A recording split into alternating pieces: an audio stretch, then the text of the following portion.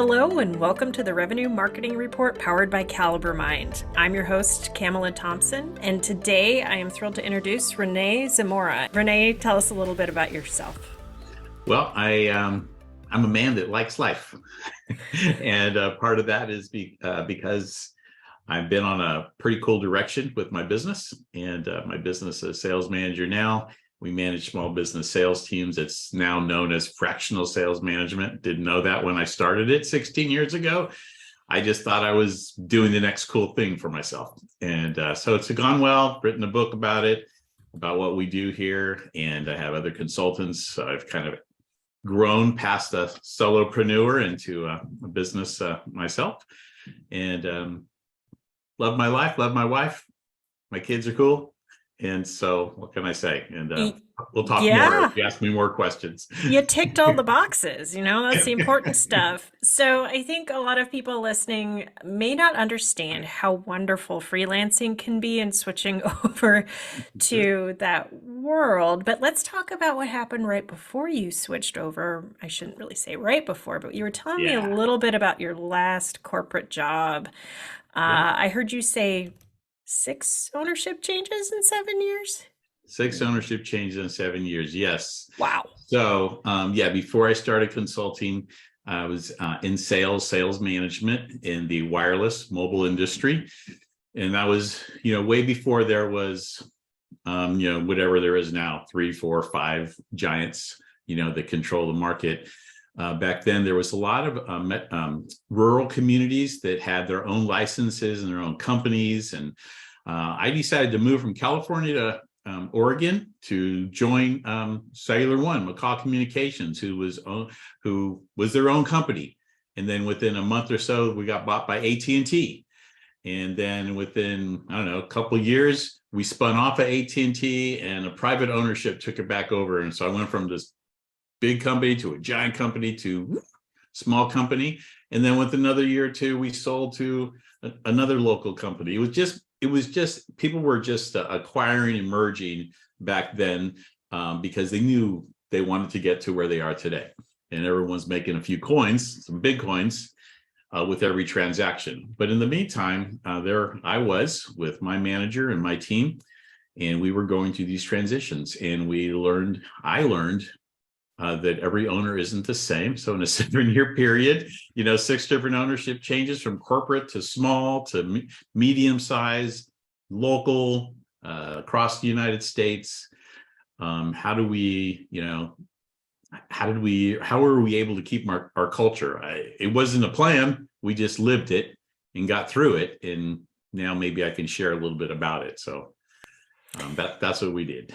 Yes, and I was grinning because if you're based in the Seattle area, chances are good you've worked for a McCaw company, which I have because they're based out of Kirkland. I believe family is based out of Kirkland, but interesting overlap there. So world is small. What made you decide to stick around? Because a lot of people, that change can be so uncomfortable because there's a lot of uncertainties. What made you really choose to stick around? I would probably say, I don't think it was much of a choice. My family was young, and so was the main breadwinner, and so you got to keep working. And I had moved from the San Francisco Bay Area, San Jose, up to a tiny community, in my opinion, Klamath Falls, Oregon, pretty small. And so it's not like, just throw your resume out there and you'll get another great job. So I think my life, kind of kept me there. But it wasn't hard to just kind of hang in there. And I think the main reason I stuck around is my immediate manager was staying, and he was kind of our leader, and he managed a couple of territories. And then through every acquisition, he gained a little bit more responsibility. And then when we went to the small company, he was the top cheese, and then he got acquired and he stayed our leader. So our leader was stable. And I think he was just a good person, Donnie Castleman. And he would go to battle for us for what we needed and shield us from the stuff we didn't really need to get into. And then he'd also share a little bit about with us. So felt like we were all part of it. but we knew we can count on our leader to, get us what we needed the best he could, be honest with us, be upfront with us, and encourage us to just carry on. And so it's cool. Wow, that can be so hard. I had a friend who said that management's job is to be a little poop umbrella so people don't really feel the impact. But it's interesting to hear you mention that seeing behind the curtain a little bit at least can be really positive for the rest of the team. Yep. I'm wondering, as as everybody adjusted, did you see some of the struggles with that adjustment in your manager rolling out to the team, or was it really the team, him or this person needing to manage the team to maintain the I don't know if I'm stating that very clearly. Yeah, I think that at every level, if you're a leader, there's every company doesn't make the perfect decisions, right? That we like as employees. I haven't been any company that makes all the ones that I would make, right? So we're always going to be frustrated a little bit. And I think at every level of employment, every level of the organization, there's going to be things you enjoy and you don't enjoy. And I guess what I'm trying to get to that, just being open and honest to as much information as someone would want to hear is a good thing. I've told people this before, so it's okay. 6 different ownerships in 7 years. The one owner that I had the most respect for was a venture capital ownership group, and they came in out of the East Coast. They came into our office and met everyone and said, "Hey, we're your new owners. You guys have done a great job. That's why we invested in you. And we're in venture capital. We have a goal of where we want you guys to be at, and then we're going to sell you." And they were just upfront, and they might not have said it that bluntly, but they were upfront with us that was their play in this marketplace. Mm-hmm. And they managed us accordingly. We got managed to numbers, and man, I got to learn what East Coast quarterly meetings were about, and that was a cool and uncomfortable experience. I know the feeling. Yeah, what I've learned really good is you better know your business, know why you did something, know why you didn't, and anything you say in there, any promises you make, you better keep them or know why you didn't. And so it was really good from a business standpoint to get that type of accountability. But the reason I respected them was because they were honest. And many of the other owners told us the things they thought we wanted to hear. Hey, we're not going to change a thing. We bought you because of the people. And, why would we change that? And in a few months, there's changes and the culture changes. And I don't know what their motives were. Some of these owners never bought someone like us before, so they didn't know what the heck they were doing. And I think just in general, what I look at it now as I've evolved through my career is they were communicating out of fear. They didn't want us to leave. They didn't want us to think the wrong thing. Well, guess what? We're adults, Right. We chose to work at your company. We could choose to leave anytime we want. And if you treat me like an adult, I'll probably act more like an adult. And so that was a big thing that I've tried to carry on in how I manage people. Yeah, I think we've probably all had a friend who would say they'd go do the thing, but they didn't actually want to do it, so they'd cancel at the last minute and not show up. And it's like, just tell me you don't want to do the thing. It's fine. We'll find a different thing. It's cool. Right. Exactly. And and I'm not going to just quit. Like I need the job, Mhm. So, yeah. So, given all of these changes and you seeing what to do and maybe a little bit of what not to do, it sounds like you've come up with 5 core practices. Why don't you give us a short overview of those practices and then we'll dive into each one a little bit more. Sure. Well, the practices apply to all management, but when I defined these for myself or discovered what I was doing, I would say, was when I was writing my book, Part-Time Sales Management, and the book's written to small business owners who are leading a company and leading a sales team. And what I saw that I was doing is I had to believe in my people, and that's what Donnie used to do in us. He believed in us. We knew he did, and so that's core. And if you don't believe in your people, well, fix yourself or fix them, one of the two. But it's not going to work. Figure out what the problem is and take care of that. Next thing is clear expectations. Just like I said with that ownership group, and they say, hey, look, this is what you can expect from us. We're going to work hard. We're going to build it here. Then you can expect a new ownership soon. Okay, so clear expectation. But from a management standpoint, it's like, what's my job? What do you expect of me? How do I know I'm doing a good job? And then also clear what should I expect from my manager? And so as a manager, take the lead in that. And this is what you could expect from me. This is how I'll support you. This is how you can come to me. You don't need to come to me for this. Get those communications clear so people aren't just running in for the wrong reasons. Third piece, accountability. And I call it creating an environment of accountability, not holding people, but creating an environment where people hold each other accountable, everybody to each other, from a meeting to results, so on. And then the next thing is having consistent meetings. When you schedule weekly meetings, keep those meetings. At the worst, reschedule them. If you can't lead them, have someone else lead them. Don't cancel them just because the leader's not there. They're really important, because if you do good meetings, people will want to come to the meeting, and because they know they're going to be heard and issues will get solved. And so that's big. And then the fifth one is have conversations with people. So conversation is number 5, and that is conversations that let people know that you care about them. And so don't just squeeze them in. If you don't have time now, schedule time. If you do have time, listen, sit down, put your phone away, get off your email, and have a conversation. Because if your people are coming to you, it's usually because they need to be heard about something. So open your ears and start listening. I love these. So let's dig into them in order. Let's start with believe in people. And I'm thinking the economy is really hard right now. A lot of people are having a bad quarter, particularly in sales. How does this best manifest itself? And when do we know? You said you either need to change yourself or the other person. Yeah. How do you kind of navigate that decision-making process? Or maybe we can riff through that. Sure. If you're worried about people, so let's say your belief is, now I don't know if they can do it. Okay. All right. Well, there's your indicator. Why? Okay.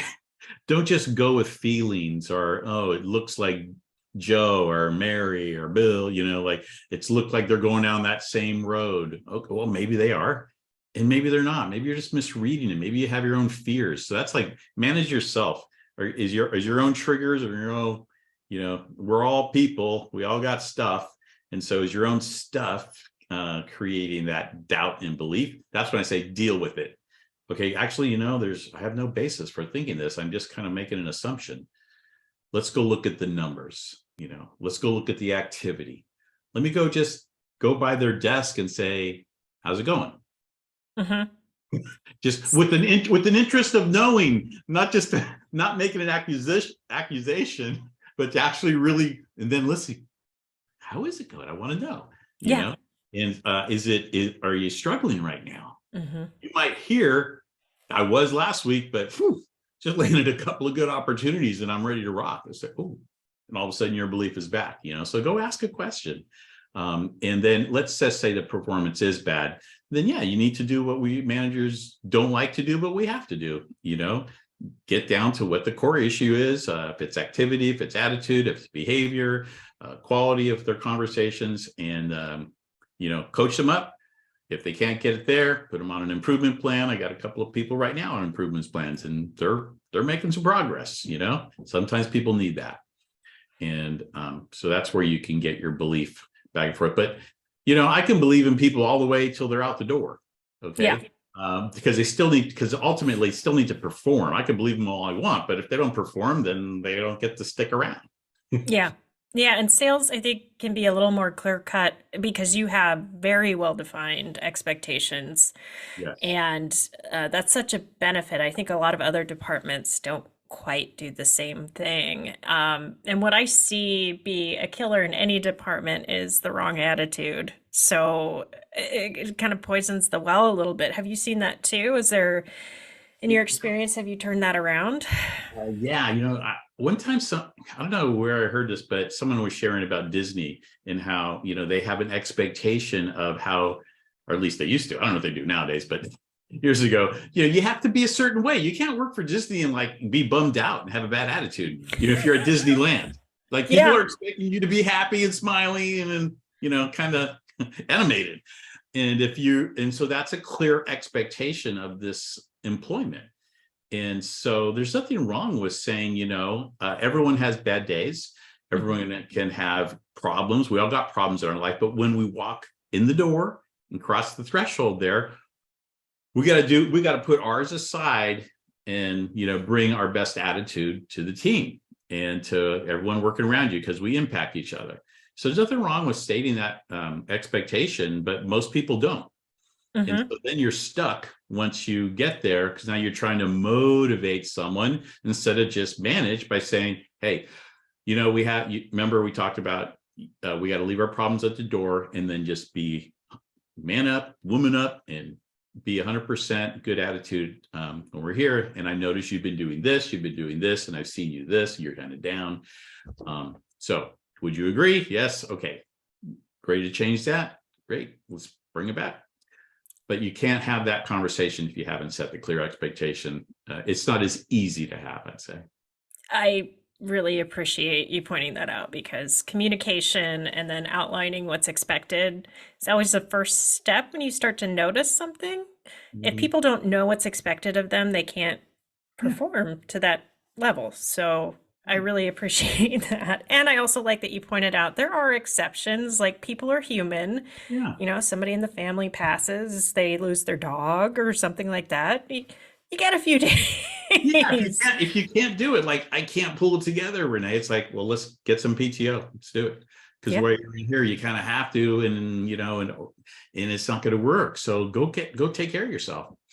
Yeah, health days can be mental health days. It's all health. And the self-awareness you're talking about, is it something that triggers you, or is it based in fact, this thing that's bothering you about this person? Right. Therapy is great for that. Been working on myself my whole life. I'm not done. Heck yes, I hear you.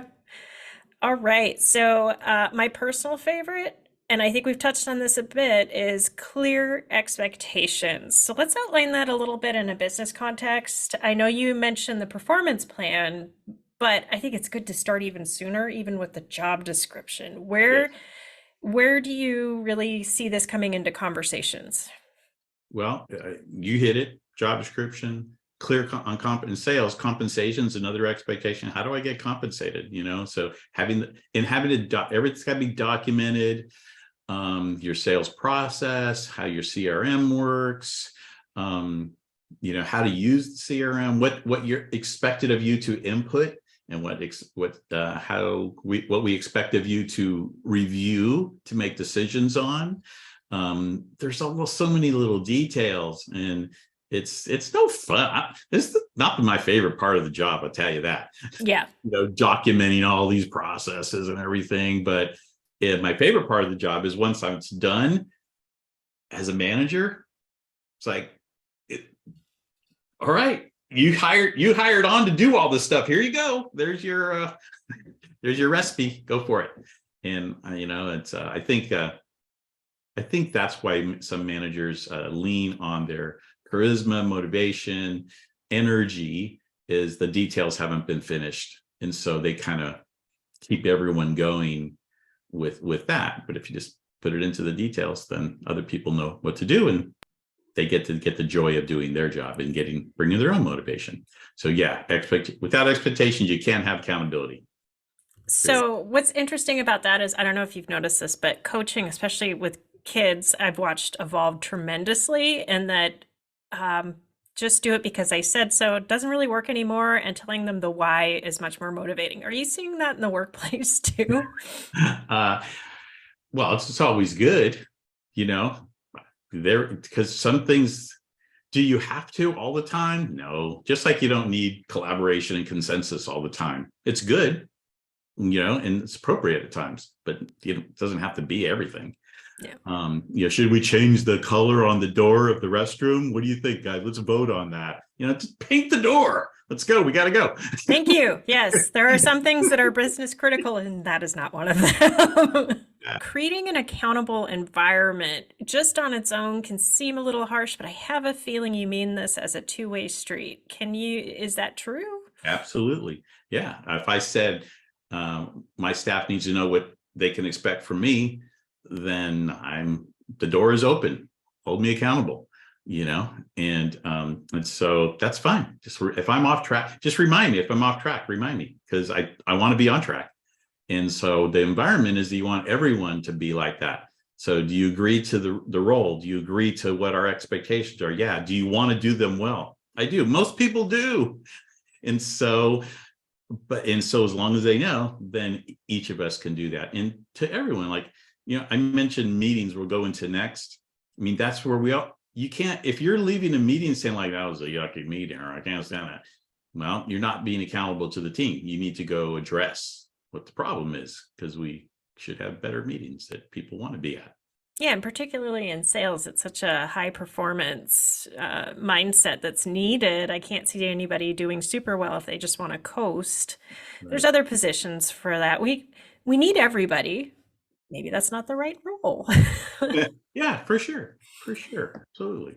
Gosh, I'm having flashbacks to the VP of sales who would pull out the big old spreadsheet and go deal by deal for the forecasting review. One of the core tenets that I've heard is not all meetings need all details. Can you kind of tell me that from a sales perspective? Like, sure. What's a one-on-one versus a group forecasting call, et cetera? Well, I would, my meetings are team meetings and my one-on-ones are individual meetings. And so in the team, it's always about the team goal, how we're doing as a team. It's not grilling down on anybody. The numbers usually will show individual numbers, but I don't. So that does all my management for me. Everyone sees each other's numbers. They look at theirs. They compare themselves with others, but I never bring it up. That's just for them to do. I focus on the team there, because in the individual one-on-one, we'll zero in on theirs. Now, doesn't mean we won't coach individuals during a meeting if they want to bring us a scenario, or if I just need updates on something. Are we on track with this? Is anyone off track? You're off track? Okay, well, let's either deal with it now, or let's deal with it later, separate meeting, offline. But even no matter who's doing great or not doing great, this meeting for us at Sales Manager now this is about a team. So if we are not at team goal, and you're like 150%, I'm not going to say like, okay, you're off the hook because you've already done your part. I'm going to say like, our team has not got there yet. Okay. And so we are all in this together, and I'm not going to make the person who's halfway to goal feel worse about it. We're a team right now. So who's going to go do something?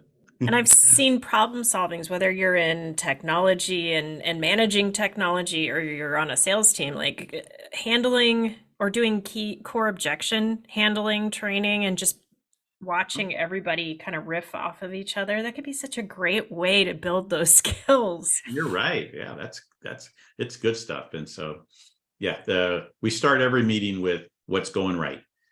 And we do that for two reasons. One is what you just said happens. People share something that was a good thing that others can learn from, and then some of those lead to discussions. And the other thing is just to kind of start on a good vibe, because problems will always surface. That's not hard to figure out problems, but sometimes it's a little harder to figure out what we're doing right. Yeah. So I think this last one can be the tricky one. So we saved the tricky one for last. So conversations that demonstrate you care. So I'm a huge fan of empathy. I love this, but have also learned the hard way that you also have to balance this with boundaries. Do you have any tips on how to kind of do that tightrope act? Okay, so sometimes you could be in a meeting and someone's giving you too much information, and then as a manager, wow, I just really can't go there. They're sharing their personal life and personal problems and all like that. So personally, for me, I just I want to show my empathy. Wow, that's got to be tough. So make sure that they feel heard, but then I'll just say like, all right, well, that's something It's going to be tough, but I know you're going to have to work on that. Okay. So, but that's up to you. Okay. I can't, that's kind of outside our scope here. Yeah. Well, what I needed to talk about today was, what's going on in here. And then you just go into what you need to talk about there. And I'm not a fan of, always say something positive before you say something negative. It's just, it's too telegraphing anymore, in my opinion. There's a time probably where it worked good, but it doesn't work good anymore. People are just, you really, can we meet? Yes.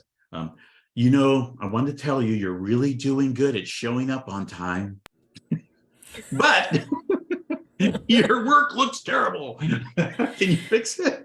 And so I am a fan more of telling people what they're doing right after you've told them what needs to be corrected. Yeah. Okay. Yeah. Get down to the truth, deal with it. They can handle it. And then say, by the way, I don't want this meeting to all be about what you need to correct. I want to tell you, this is what I see you doing right. Boom, boom, boom, boom. They will hear it better, and it might be lasting longer than if you kind of throw it at the beginning. It kind of looks like you're just trying to help yourself out there. Yeah. Yeah. And then knowing when to refer to human resources and get them connected with different, benefits that they have. Correct. Absolutely. And saying, you really need a support network. Not all of that can be at work. I don't know that I would use the need. I would just say support networks are available to you. Again, because even then you're just telling people what they need personally, and what they need to do is choose it. And so just even those slight use of words for me. Yeah. I think I was, I wouldn't use those exact words, but thinking of like if somebody's very open about a breakup they're navigating. Yeah. It's, that must be so hard and really can't help you with that. Right. Sent me to not wanting a girlfriend early on for like 5 years. Okay. I'm being triggered. I love it.